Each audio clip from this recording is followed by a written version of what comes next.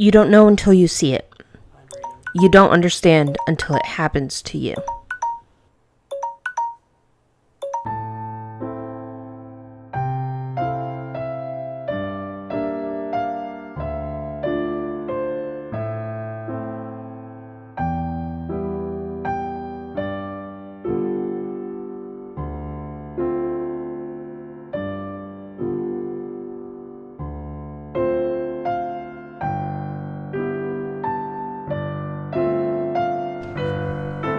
For most people, gender is a no-brainer. You are what you were designated at birth. When you're trans, gender is a constant performance, self-conscious, deliberate.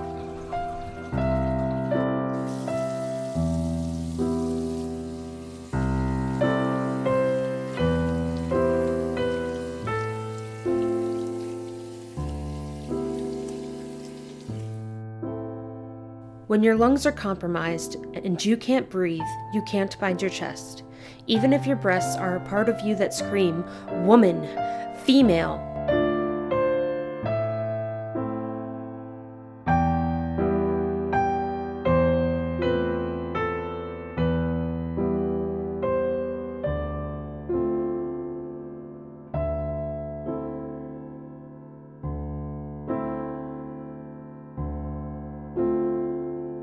Most people never second guess which clothes beyond if they look good or if they're comfortable, but choosing a shirt can be everything.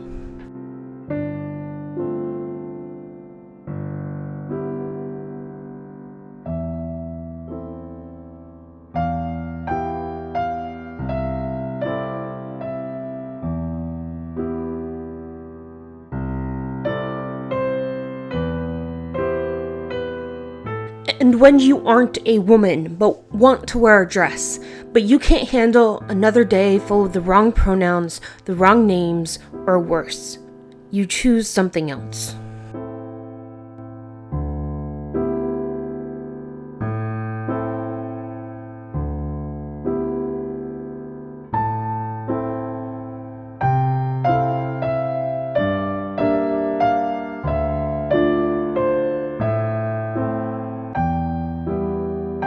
Some things don't change because of your gender, at least not when you're at home, if your home accepts you.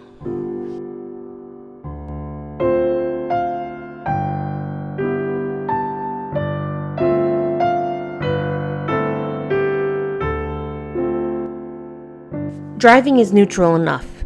Just pray if you get stopped by a police officer, they don't misgender you. That you're privileged enough to be somewhere your ID can match your identity, because if you don't, everyday jail for trans folk isn't like it is for Sophia on Orange is the New Black. Your whiteness may help protect you.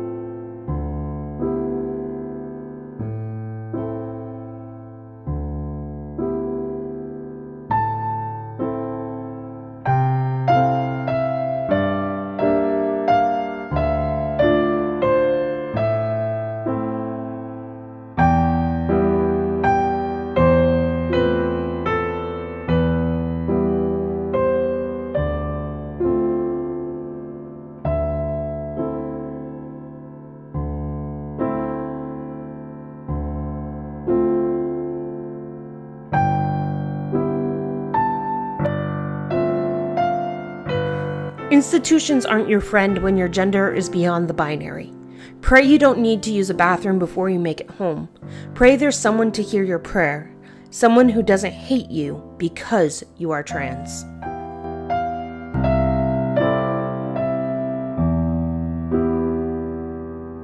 Work is neutral, except when your boss calls you the wrong pronouns, even though you've reminded them, even though you changed your name to make it easier. They aren't aware because even though they know you, they aren't the people being misidentified for something they are not and never pretended to be.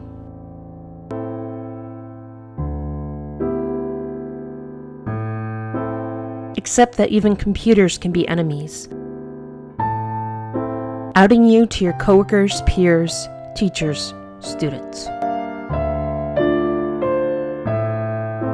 Except that most buildings were designed with two genders in mind, and you are not either of them.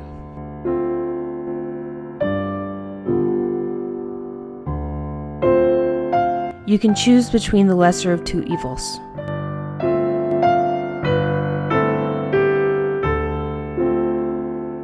Listening for voices, checking under stalls for feet, running into the nearest open door, praying again to a God you hope hears you that no one sees.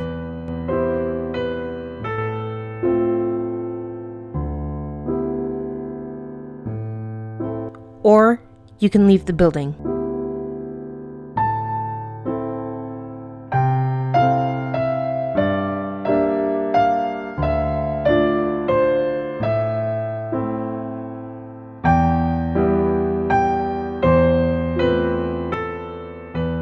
Two floors down and 2 doors away is a single occupancy restroom designed for disabilities more than gender variance, but it's neutral or inclusive. It is an opportunity not to be boxed when all you want to do, have to do, is pee.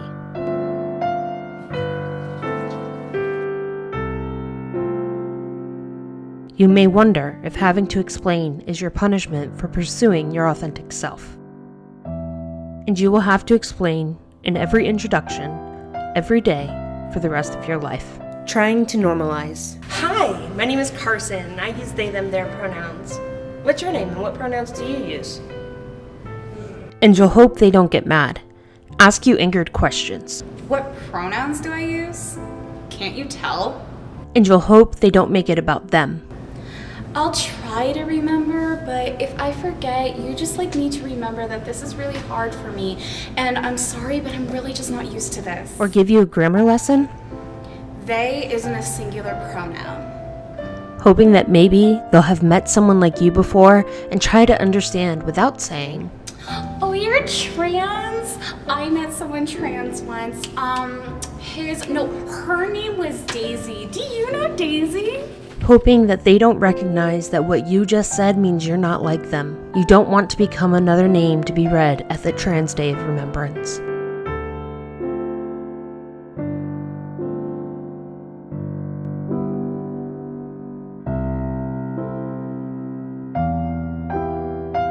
You try anyway.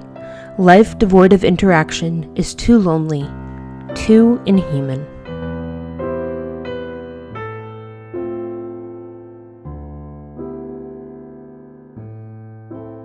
You go back to your office and finish your work.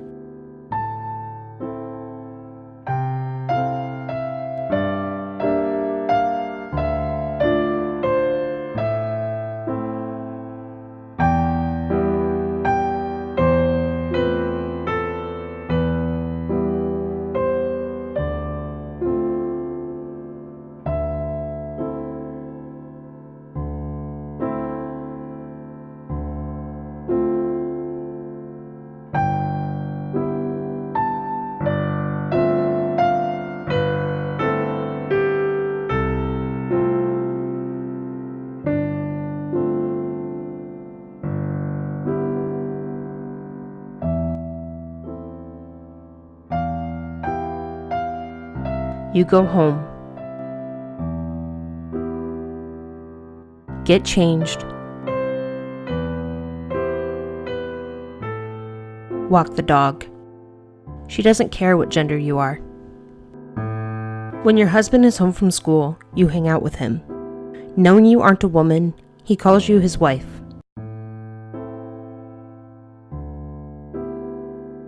People question your romantic orientations. Neither of you are what folks would call straight.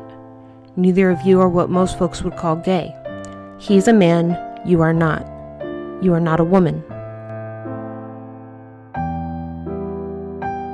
He's the person who cuts your hair because gender neutral is not in the salon's vocabulary, and the friend who understands what it means to not be seen as yourself, regardless of how hard you try. You work together to create a world a little more accepting of the transness of your bodies, of your minds. No matter how much pain you're in at the end of the day, at least there is someone at home who understands what it's like to be misgendered and misnamed. Someone who understands what it's like to stress about using the bathroom or going to a doctor's office, or who has had someone say, I don't see your gender, I just see you. But you know they can't, because if they don't see your gender, they cannot see your experience. Every day you pick your battles. Will you correct your boss? Will you come out to a teacher or a classmate, a new friend? Will you feel the pain that comes with the ma'am at the grocery store? Will you still be homesick knowing that you couldn't be your authentic self in your small hometown? Tomorrow you will begin again, explaining why neutral is still trans and how your pronouns are not grammatical anomalies, that you too are human. Explaining that genderqueer is the politically correct term you use because genderfucked is apparently aggressive and assaultive.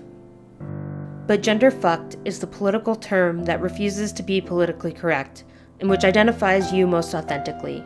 Fucked over by policy and people putting you into a box you're not sure you ever fit in, even when you tried. GenderFxcked is every person restricted by roles assigned to genitals through social constructions and understandings of men and women that do not permit neutrality. You are non-binary, genderqueer, genderfluid, genderfucked. You don't know until you see it. You don't understand until it happens to you.